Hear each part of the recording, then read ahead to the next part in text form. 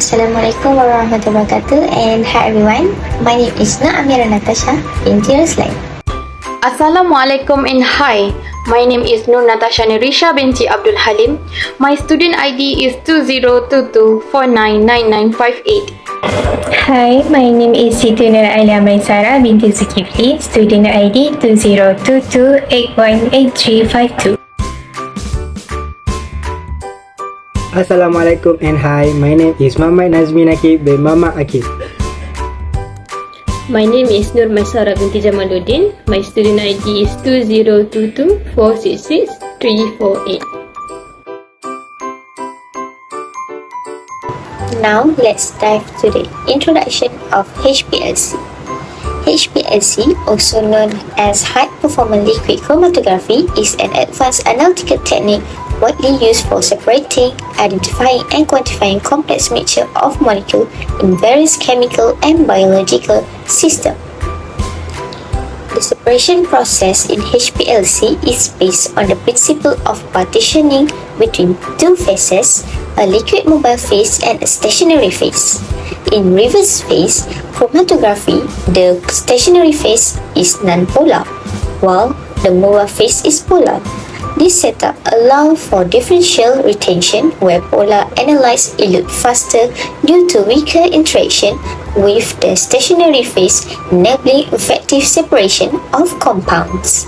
The advantage of HPLC offers several benefits such as high resolution, accuracy, and reproducibility for reliable results. It is also suitable for analyzing thermally unstable or non-volatile compounds. Next, it is also flexible in mobile phase composition, allowing optimization for variety of analyte. The application in diverse fields, including pharmaceutical, food industry, and environmental studies. The objective of this experiment are to determine the retention time of standard solution, to identify the caffeine peak in soft drink sample, and to determine the amount of caffeine in soft drink sample using the response factor method. Now I will introduce the key chemical that we'll be using in this experiment, which are caffeine standard, soft drink, distilled water, and acetone nitrile. Next, let's discuss the apparatus required for our experiment, which are beaker, burette, glass rod, 10 ml of volumetric flask, and dropper. Now, I'm going to explain about the components of the HPLC instrument. Each component of the HPLC instrument has a specific function that contributes to the overall operation of the system. It starts from the mobile phase. Next, solvent delivery pump. Solvent delivery pump will generate a consistent and high pressure flow to move the sample through the column.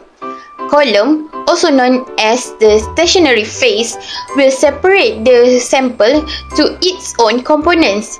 The separated components will then be sent to the detector. Detector will identify and quantify the separated components and generate a chromatogram. Lastly, the data system will analyze the result. Now, let's move on to the methodology part in this experiment.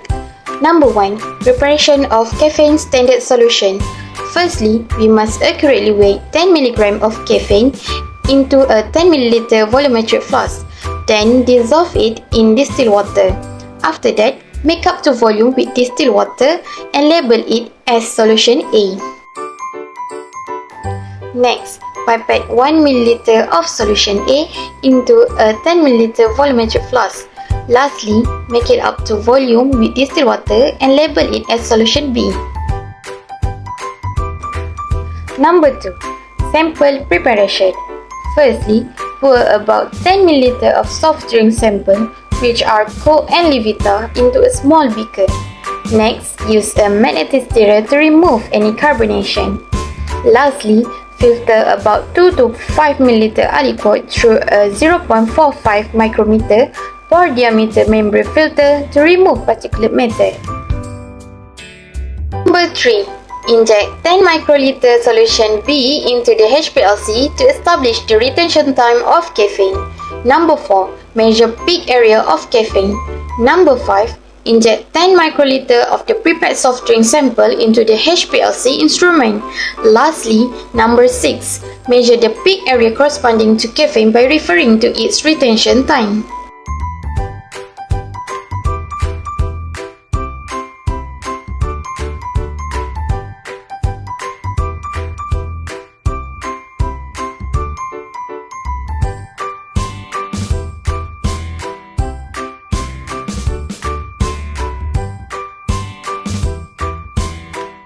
Here shows the result that we have obtained from the chromatogram.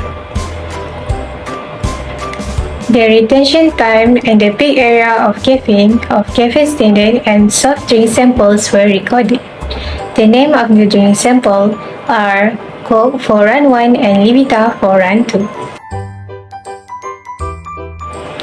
Next, we move on to the calculation on how to determine the concentration of caffeine in the unknown sample.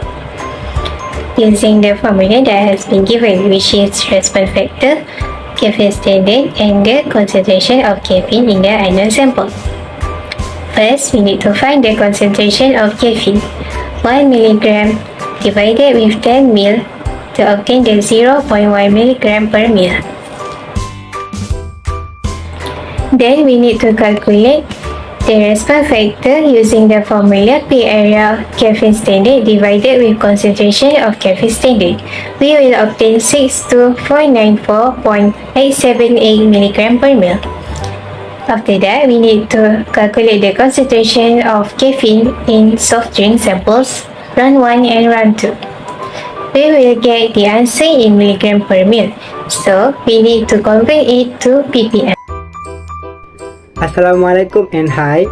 My name is Muhammad Nazmi Nakib bin Mama Akib, and in this discussion, I'll be talking about how to interpret the chromatogram obtained and also how to analyze the samples.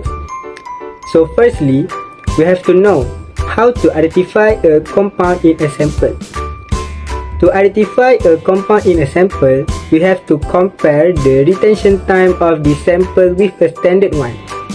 The standard must be a known amount of a known compound. The use of the standard is for our reference for the specific retention time because every compound has a different retention time.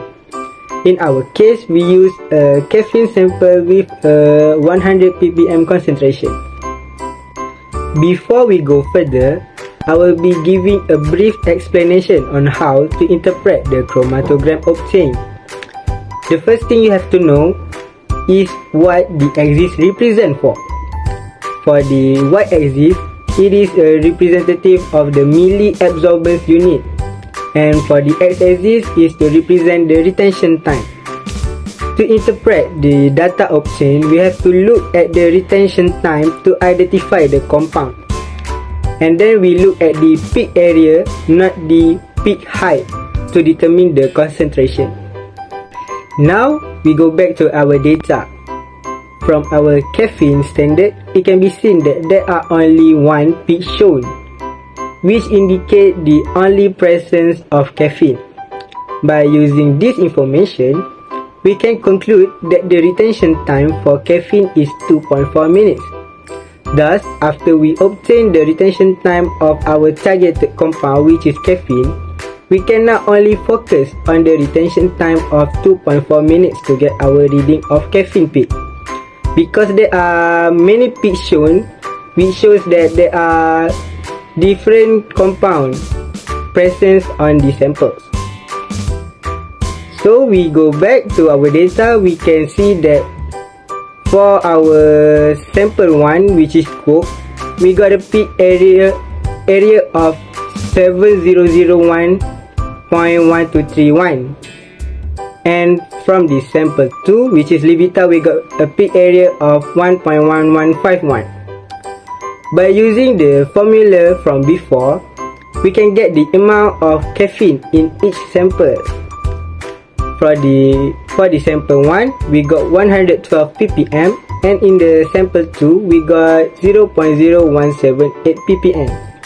This showcase that sample 1, which is Coke, has a higher concentration of caffeine compared to sample 2, which is Levita. Lastly is our conclusion. A crucial analytical method that is essential for precisely identifying and evaluating chemical is high-performance liquid chromatography or HPLC. HPLC is a vital tool in many different sectors since it guarantees accurate and dependable findings by comparing the retention periods of samples to a standard. This helps to maintain safety, quality and compliance in a variety of industries, including healthcare, pharmaceutical, environmental, monitoring, and food processing. Beyond its usefulness, HPLC emphasizes the value of analytical techniques in expanding scientific understanding, resolving practical issues, and promoting a better comprehension of the intricate chemical relationships that influence our environment. It also acts as a reminder of how important technology is to fostering creativity and enhancing people's lives.